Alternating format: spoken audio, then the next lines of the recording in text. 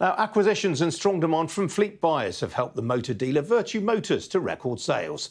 The company, whose brands include Bristol Street Motors and Macklin Motors, today reported sales of £4.7 billion for the year to the end of February. That was up 18% on the previous 12 months. Pre-tax profits rose by 6% to £34.6 million. And joining me now is Robert Forrester. He's the Chief Executive of Vertu Motors. Robert, good to see you this morning. You make the point in the statement that used car sales prices were falling in the latter half of last year. What's been happening since then? Well, I'm pleased to tell you that by March they'd stabilised quite nicely, and in our period post the year end, March and April, we actually saw margins increase on used cars. So we're back to more normal seasonalised levels, though there is a weakness in battery electric vehicles still.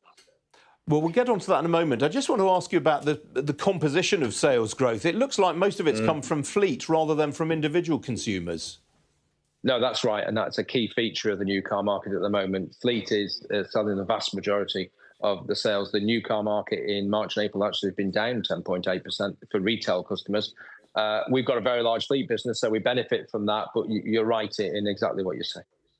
Now, you make the point that battery electric vehicle sales have stalled. Obviously, the government is threatening fines on manufacturers if a proportion of their sales isn't above a certain level for battery electric vehicles this year. What is that doing to the market? Well, the market is split into two for new battery electric vehicles. The fleet market is very strong. Company car drivers have very low tax on battery electric vehicles, so they're really demanding them. But the private consumer, the battery electric vehicle mix is less than 10% for private consumer sales of new vehicles. What this is potentially going to do is that I don't think the manufacturers will want to pay the fines. The fines are £15,000 for every car above the target. And the target's this year 22%. The market's currently at about 15.7%. And then every year it rises to 80% battery electric vehicle sales by 2030. And there's a real supply and demand imbalance currently in the UK with this. The government are forcing electric vehicles through. The manufacturers are probably losing money on selling them and can't really do much more. And then they're looking at fines. So I think what we might see is supply of petrol and diesel new cars actually coming down. If not this year, then I suspect next year. Which means consumers will have less choice, and the manufacturers will effectively hit the target, but actually on a lower volume, which has a number of implications for car production and the general automotive sector.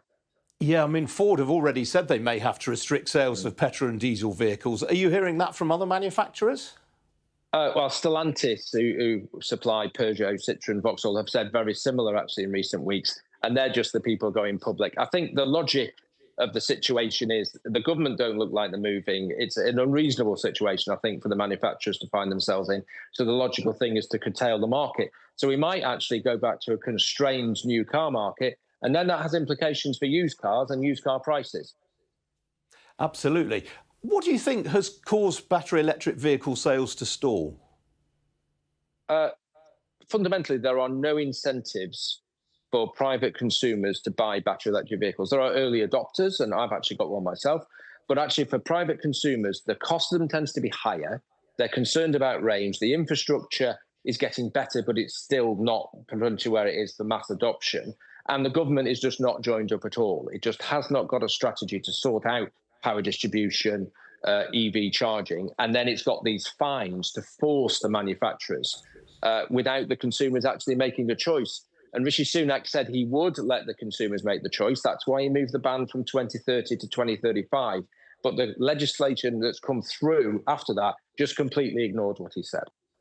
Now, separately in the sector, Robert, it looks very likely that Cazoo is about to go into administration. Would you be interested in buying any parts of that business from the administrators? I don't think so. We actually picked up one of their sites last summer. We took their Tamworth site. That's now a Bristol Street Motors outlet in Tamworth. I think there will be people who are interested, but it's interesting that 2 years ago, this interview would have been about the dominance of online retailing, and today it's talking about its demise. Yes, how quickly life moves on, Robert, doesn't it? Great to see you this morning. Thanks very much indeed. Thank you.